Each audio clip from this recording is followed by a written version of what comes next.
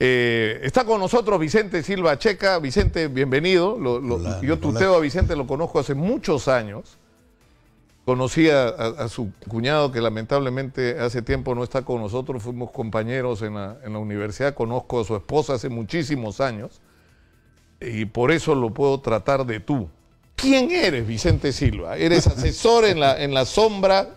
No. ¿Eres, como dice, integrante de la cúpula que maneja y dirige Fuerza Popular? ¿Quién eres? Mira, Nicolás, yo te puedo decir brevemente, tú me conoces hace muchos años, como mucha gente.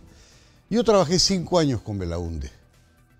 5 años. Fui viceministro, fui presidente de empresas públicas muy importantes, fui director de empresas, fui director de COFIDE, de CONADE, y siempre mantuve un perfil bajo. Nunca busqué figuración, nunca busqué los medios.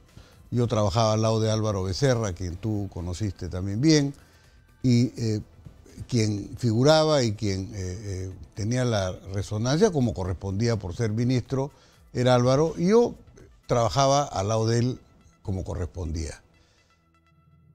Entre el año 85 y el 91 fui subsecretario de Plan de Gobierno de Acción Popular, que es el único partido en el que he militado, bajo las órdenes de Valentín Paniagua, que era mi secretario general, siempre manteniendo un perfil bajo. Mi gestión apoyando al presidente Fujimori la conoces bien y la conocen bien todos. ¿Cómo así te vuelves fujimorista tú? Muy sencillo. Nosotros tuvimos una reunión, un almuerzo, invitados por el Gringo Hurtado, cuando era premier, Raúl Díez-Canseco, Carlos Boloña, recientemente fallecido, y yo, reunión en la que el Gringo Hurtado nos expuso en septiembre del año 2000 cuán grave era la situación. Y la situación era gravísima. Las cifras reales eran mucho peores que las oficiales, que siempre no es que se maquillen, sino que siempre se presentan de manera un poco mejor. Y realmente Carlos Boloña y yo salimos impresionados de la reunión. Raúl Díez-Canseco también, ¿no? Los tres. Ahora, lo increíble es que Hurtado Miller también venía de Acción Popular, ¿no? Por supuesto, Carlos había sido jefe del gabinete de asesores de Rodríguez Pastor, pero todos coincidíamos en lo mismo. Es más, quien ayudó a Fujimori en su primer acercamiento con la banca extranjera fue Carlos Rodríguez Pastor, como recordamos todos, Pérez de Cuéllar también. Pero Carlos Rodríguez Pastor, como banquero, prestó una ayuda invalorable al país. Para renegociar, ¿no es cierto?, el agobio con los embargos. Yo diría menos, no para renegociar, sino para que nos recibieran. O sea, para poder, en ese momento, a los banqueros, a las autoridades peruanas, ni las recibían en Estados Unidos. Éramos realmente unos parias. Entonces, en enero del año 91, Fujimori lo invita a Carlos Boloña, y con Raúl Díez-Canseco también convinimos en que había que apoyar ese esfuerzo. Yo en esa época era asesor, trabajaba con el grupo Nicolini, que es gente extraordinariamente cordial y cariñosa con uno, y ellos mismos me indujeron y me dijeron, hay que ir a apoyar.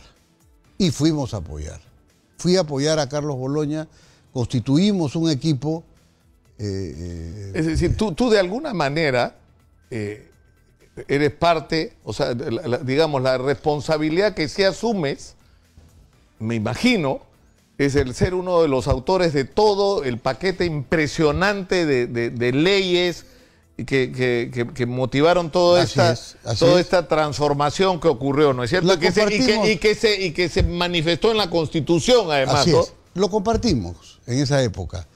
Se formó un equipo extraordinario de gente que sabía más que yo, que era más experta probablemente. César Peñaranda, Mario Ferrari, Ricardo Llori, Carlos Adriancén, no quiero olvidarme de nadie, Alfredo Romero, extraordinario. Y se hizo un trabajo brutal en un año, brutal, con gente que entregó su tiempo, como he puesto en un artículo para Lampadia, en un in memoriam a Carlos Boloña, con el apoyo absolutamente desinteresado de Dionisio Romero y de Chicho Nicolini, que realmente se comportaron como unos patriotas, se sacó eso adelante. Paralelamente comenzó a intervenir Jaime Yoshiyama, que trabajaba muy en coordinación con Boloña en el tema de privatizaciones y liberación de puertos y aeropuertos, que había un sistema de mafias y que no dejaban funcionar los puertos. Tú recordarás la famosa Comisión del Transporte Terrestre, la CCTM, algo así, ¿no? Y luego Jaime Yoshiyama me pide que me incorpore para redactar la Constitución, cosa que para un abogado es pues la realización máxima, que le permitan participar en la redacción de una Constitución. Inmediatamente después nombraron a Efraín Goldenberg canciller, gran amigo, a quien también tuve la suerte de apoyar y asesorar. Y todo eso, Nicolás, con un perfil bajo, es mi personalidad. La gente dice, tú eres un poder en la sombra. Yo no era ningún poder en la sombra. Yo circulaba por todos lados y trataba contigo.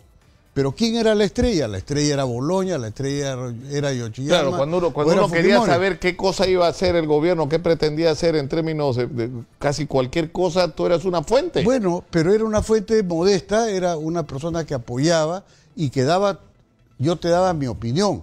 Es decir, Nicolás, yo creo que va a pasar eso, yo creo que se va a hacer eso. Pero no era que yo tuviera relación con el problema es que tú después tuviste un proceso, ¿no es cierto? Bueno, vamos a aclarar eso. Porque digamos, o sea, ya, eso fue, o sea, y puede ser muy controversial desde el punto de vista ideológico, si lo que se hizo era lo correcto, bueno, si el programa económico que se inauguró y social y la manera estructurada del Estado era el adecuado, y si hoy no estamos pagando... eso es otra discusión que habrá que darla en su momento. Pero mira, por ejemplo, en el año 96... Hernando de Soto se acerca a Jaime Yoshiyama, que era ministro de la presidencia, a través de un funcionario de él, que después fue ministro, extraordinario ministro, Edgardo Mosqueira, con una idea que cuando yo se la planteé a mis amigos notarios me dijeron que si estábamos locos, que era la titulación rural y urbana para la gente de bajos recursos económicos. Todo el mundo sabe que para inscribir un bien los notarios exigen lo que se llama el tracto sucesivo, es decir, que haya una sucesión de transferencias. Como eso era imposible en una urbanización que figuraba a nombre de una persona que había muerto hace 40 años, ¿no es cierto?, pero eran personas que ya vivían ahí, De Soto inventó un sistema fantástico que era el sistema de inscripción a través de una cosa complicada, que era el sistema de inscripción, pero que finalmente han logrado que millones de peruanos tengan un título. Entonces, yo he colaborado con eso. Por supuesto, mi participación muy inferior a la de Mosqueira o a la de Yoshiyama. Claro, pero he participado en eso. Ya, pero ahora, en medio de todo eso, digamos, o sea, que es sobre lo que tú asumes la responsabilidad, ¿no es cierto? Si tú dices, si yo tengo alguna responsabilidad es haber sido parte del equipo de gente que formuló lo que ha sido la política económica y de organización del Estado que ha regido el país las últimas décadas. Perfecto. Ya, pero vayamos avanzando. Sin embargo, tú tuviste un primer conflicto con el tema del canal atribuido a las Fuerzas Armadas. Eso y hay unas imágenes tuyas con Montesinos, ¿no es cierto? Lo explico en 2 minutos. En el año 99, Efraín Goldenberg, que es vuelto a convocar como ministro de Economía, me pide que lo ayude. Nuevamente había la crisis mexicana, rusa, quebraban los bancos, era un problema serio. Y Efraín muy gentilmente pensó que yo podía ayudarlo y me incorporé a su equipo.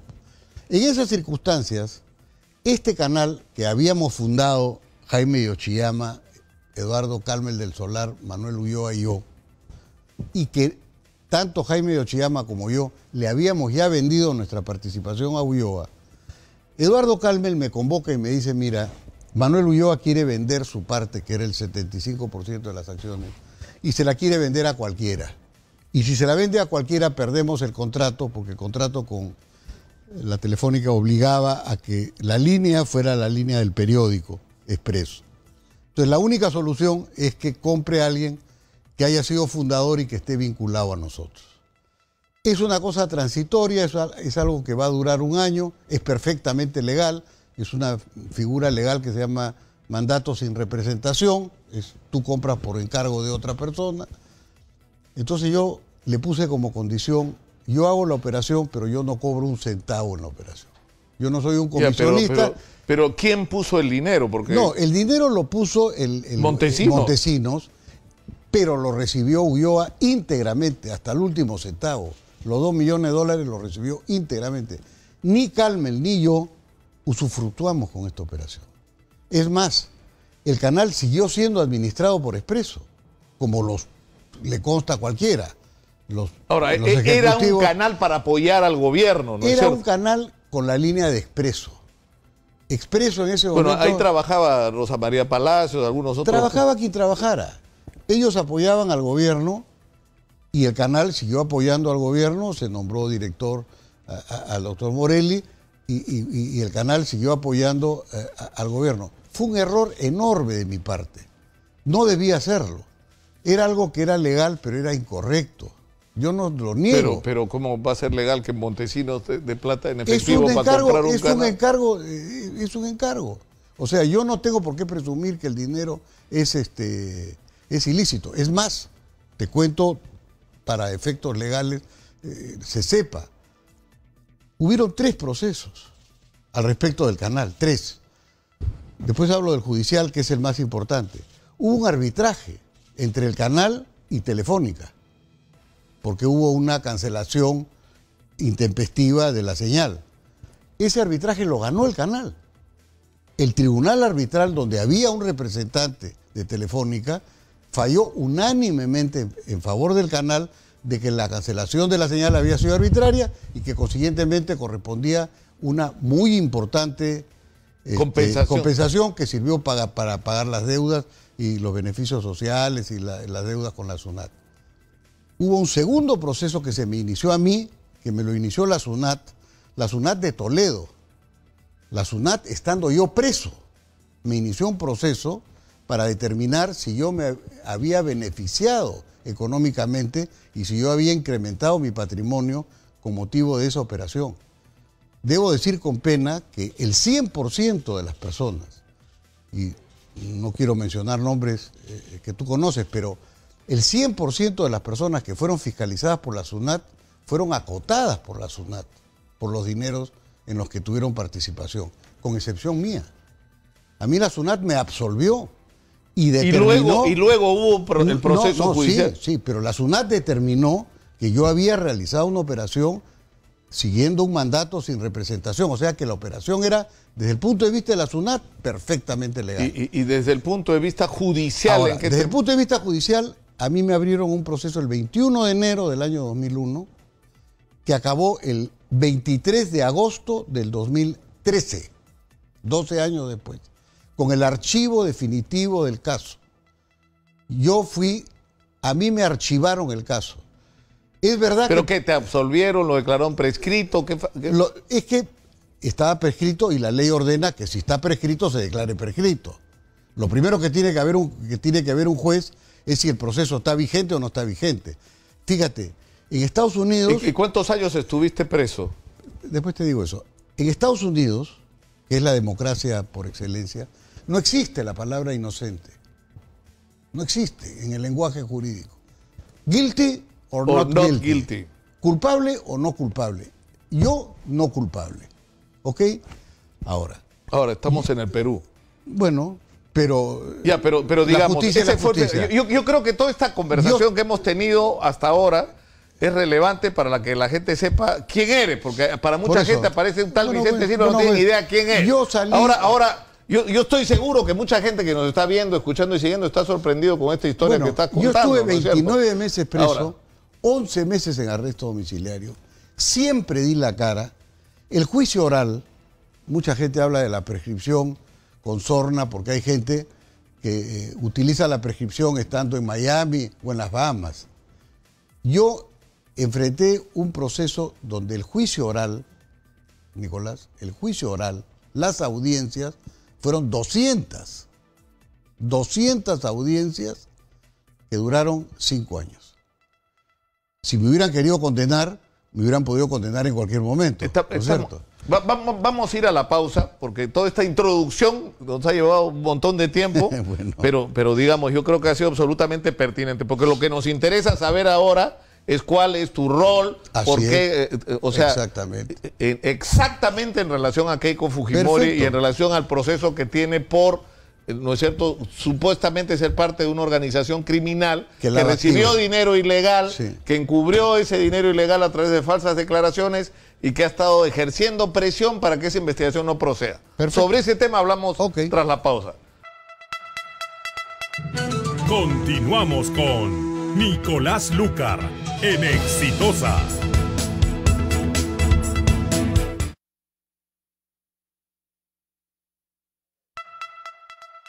Bueno, yo creo que ha sido absolutamente pertinente la primera parte de esta entrevista con Vicente Silva para saber de quién estamos hablando y cuál es el papel que ha tenido en la historia de los últimos años en el Perú y en particular durante el gobierno de Alberto Fujimori. Pero ahora estamos hablando de un asunto muy preciso.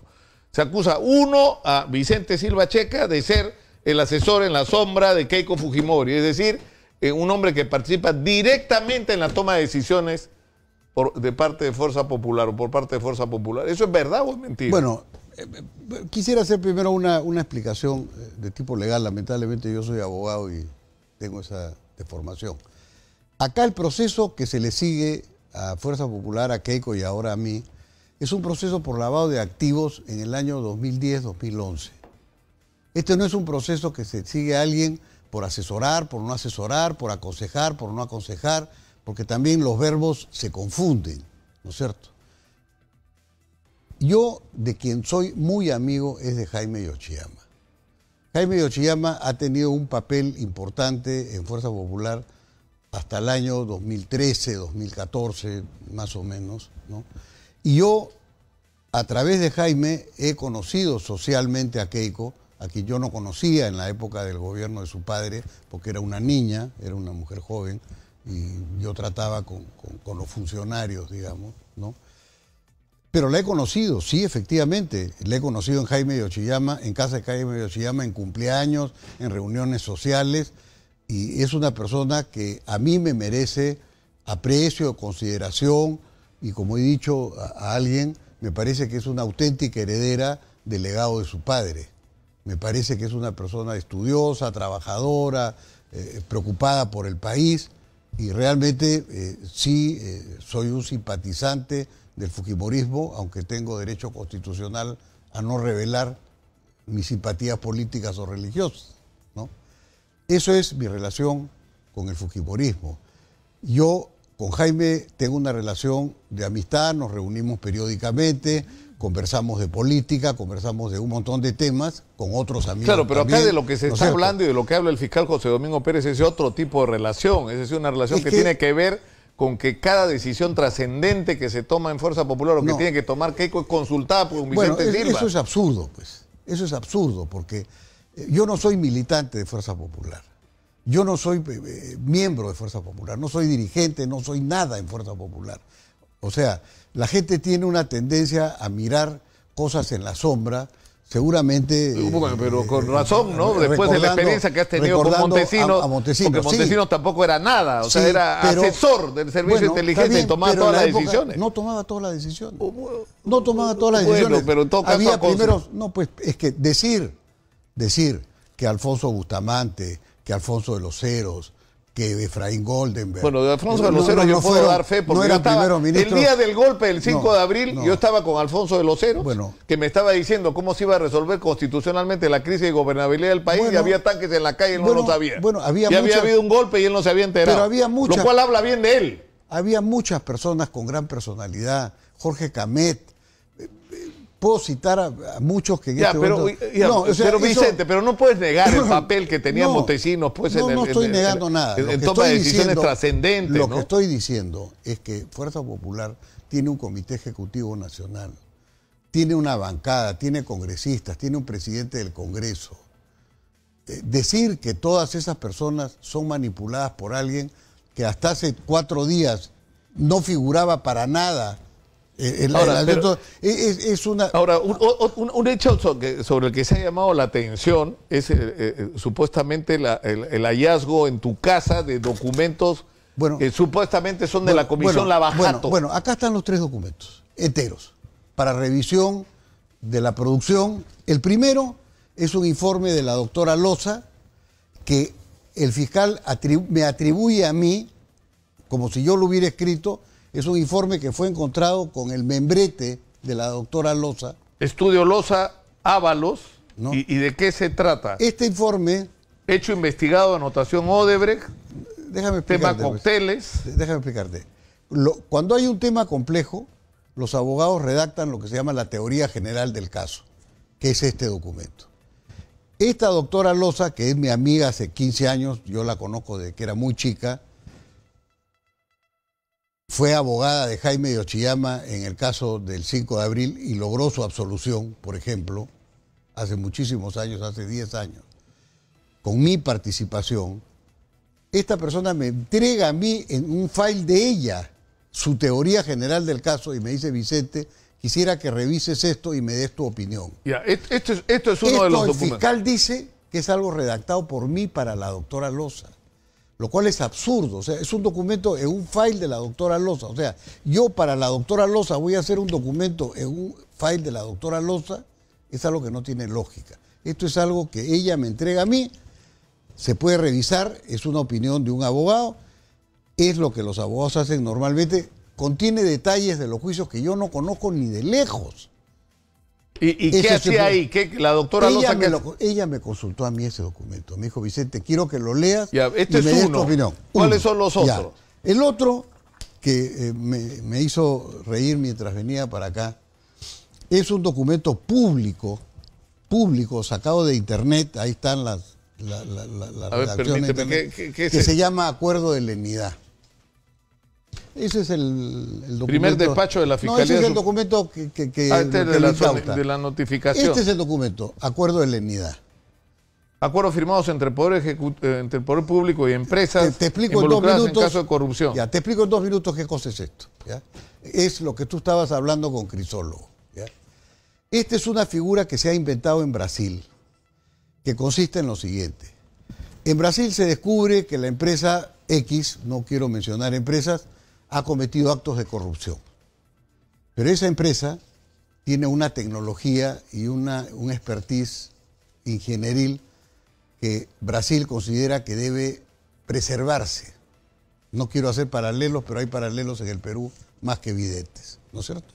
Hay una empresa en el Perú que tiene 4.000 ingenieros, que ha desarrollado una habilidad para hacer puentes, túneles, canales, ¿no es cierto? Entonces, ¿por qué un directivo cometió un acto? No, la vamos a cerrar. Entonces, este acuerdo de lenidad es un acuerdo que permite que la empresa siga funcionando. O sea, en el ejemplo que tú estabas conversando con Crisólogo... Claro, en el caso de Odebrecht, acá dice preservar la propia existencia de la empresa y la continuidad de sus actividades. Por eso. ¿No? O sea, el juez Moro ha destacado la necesidad de la... Ahora, tú dices, este documento es un documento público. Estaba encima de mi escritorio, así es. Ya, no significa dos. ¿Y nada. el tercero? Y el tercero, que es el más complicado, es una consulta que me hace un cliente a mí, un hipotético cliente, o sea, un posible cliente, no es un cliente seguro, que me trae un problema y me dice: tengo varios problemas en las investigaciones Lavajato y quisiera saber tu opinión. ¿Se puede saber quién es o no? Sí, claro, lamentablemente tengo que decirlo porque hay documentos a su nombre. CECEL, la empresa supervisora. O sea, la empresa supervisora... CECEL me entrega esos documentos y me dice: analízalos, ahí hay memorándums explicativos y algunas cartas. Está a o sea, lo que tú tuya. dices es que ninguna de esta documentación ha salido de la Comisión Lavajato. No, ceros, lee los documentos, son memorándums explicativos. ¿Y por qué José Domingo Pérez dice que se presume que han salido de la comisión y que has tenido Porque acceso? está equivocado, pues. Y ya, mira, ayer tuve una conversación con Milagros Leiva. En un momento, no me acuerdo quién, no puedo decir que fue el fiscal José Domingo Pérez, pero alguien dijo en la prensa de que ese acuerdo de lenidad era el borrador del acuerdo entre Hamilton Castro y Barata. Y ayer Milagros Leiva me enseñó en público un chat de Hamilton Castro a ella, diciéndole que ese documento era un documento teórico y que ni de lejos era el acuerdo al que él había llegado con Hamilton Castro, con Barata, que tampoco no se ha efectivizado porque ya tú sabes que ha cambiado de procedimiento, ahora está a cargo de José Domingo Pérez y la cosa está yendo por otro lado y no sé. Es igual esto. Ya la doctora Bartra ha aclarado de la manera más enfática que estos documentos son memorándums explicativos del cliente, que me explica a mí o a quien sea y le dice, mira, he tenido este problema, firmé el contrato. Ahora, lo del viaje juntos, porque otra cosa que se ha hecho es que tú y Keiko Fujimori regresaron juntos de un viaje y que eso acredita el vínculo. Es que eso ayer se desvirtuó de la manera más evidente. Yo me fui con mi esposa a Nueva York en directo y Keiko se fue a Cozumel, que es un sitio en México, que desafortunadamente la conectividad no es pues, muy eficiente, y se fue vía Dallas a una triatlón, a no sé qué competencia. Y por una coincidencia, regresamos el mismo día, ella en una línea aérea... En aviones diferentes. Totalmente diferentes, no tiene nada que ver. Yo regresé en LAN de Nueva York y ella regresó, sabe Dios de qué línea, que no sé cuál va a Dallas, o a México, no sé, pero la ida fue por Dallas. No tiene nada que ver una cosa con la otra. O sea, que yo haya viajado con Keiko, pues es una fantasía. Pero yo quiero decirte algo, Nicolás, con claridad. Yo no objeto la labor del fiscal. Si yo fuera fiscal y estoy investigando a una persona y el reporte migratorio me dice que regresaron el mismo día, yo tengo que investigar eso. O sea, no le tengamos miedo a la investigación. Yo tengo experiencia ya en eso. El fiscal tiene derecho, me produce una duda, vamos a investigarlo. ¿Habrán viajado juntos? Se investiga, se determina que no y pasamos a otra cosa. O sea, el debate judicial no es una guerra a muerte. Ahora, ¿tú eres consciente que esto puede terminar más allá de la argumentación que tú estás dando? Porque para ti también están pidiendo prisión preventiva. Sí. No, que puedes ir a la cárcel nuevamente. Por supuesto. Y habrá que enfrentar las cosas, Nicolás. Habrá que enfrentar las cosas. Cuando ocurrieron los eventos del año 2000, varios, voy a llamarlos así genéricamente, colegas de actividad periodística y similar, se fueron del Perú. A Chile, Argentina, algunos siguen viviendo allá, otros han fallecido, en fin, ¿no? Yo decidí quedarme acá y enfrentar las cosas. Y cuando salí absuelto, cuando se decretó el archivo definitivo de mi caso, que ojo, no fue apelado ni por el fiscal ni por el procurador, ni por el fiscal ni por el procurador. O sea, tú dices... Aceptaron la sentencia de archivamiento. Yo me fui a mi casa tranquilo. Mucha gente decía, cuando eso ocurre uno se va a celebrar, a emborracharse con los amigos. Me fui a mi casa tranquilo. Está claro. Es decir, pase lo que pase, tú te vas a quedar. Por supuesto. Y están los documentos y cada cosa que alguien quiera saber, yo los entrego abiertamente. Ahí está el documento.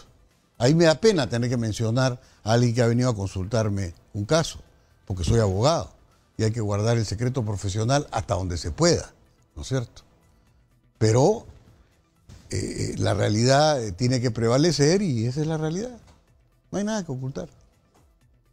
Vicente Silva Checa ha estado con nosotros. Tenemos pendiente una discusión sobre un tema que a mí me parece relevante en estas circunstancias, que es decir, lo que se armó en ese momento y lo que se articuló en ese momento, ¿no es cierto?, como política económica, como relación, como tipo de contratos, etcétera, fue realmente lo mejor finalmente en el largo plazo para el país. Bueno, eso no para los económicos. a eso. Y una palabra, si quisiera una palabra final. Estos temas son del 2018. No tienen nada que ver con el 2010, 2011, que es la imputación. Yo respecto de los dineros que si se recibieron, no se recibieron, si se pitufiaron, no se pitufiaron, no tengo la más absoluta idea ni relación. Ni nadie me menciona en ese sentido. O sea, lo único que hay es que un colaborador, un testigo protegido, dice que cree que yo era el que tomaba las decisiones, que cree que esa es su apreciación. Nada más, eso es todo. Hemos escuchado a Vicente Silva Checa. Usted fórmese su propio juicio. Muchas gracias por estar con nosotros. Gracias a ustedes. Y tiene que regresar a la audiencia. Dice, en broma decían ayer que no habían entendido bien, que no eran 36 meses de prisión preventiva, sino 36 meses de audiencias. Esto no va a terminar nunca. Dice que esto va a acabar el viernes.